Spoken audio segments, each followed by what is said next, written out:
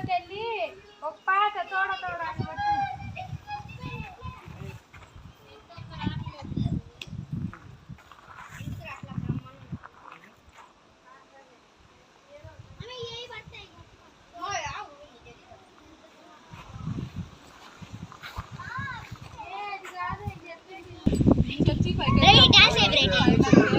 మరం తల్లి బొమ్మ అవుతుంది.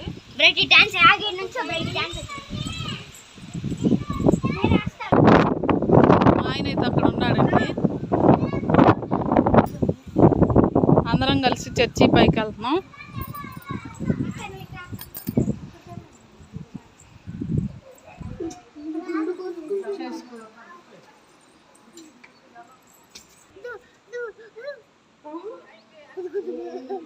అదిగోండి ఫ్రెండ్స్, మా చుట్టాలందరూ అక్కడ ఉన్నారు, చెట్టు కింద కూర్చున్నారు.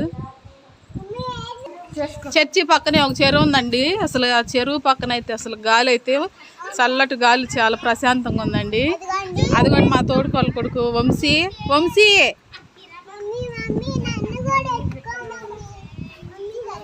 అదిగోండి చెరువు అయితే చాలా ప్రశాంతంగా ఉందండి చర్చి దగ్గర. ఇవి అయితే 14 స్థలాలండి చర్చికి ఎదురుగా కట్టారు.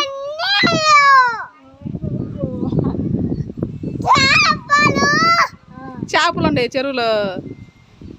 ఎన్ని ఉన్నాయి?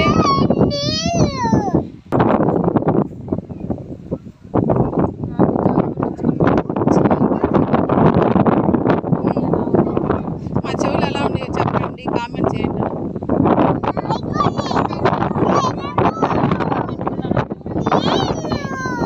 చేయి చూపి, కోన్ చూపి, ఇటు చెయ్యి.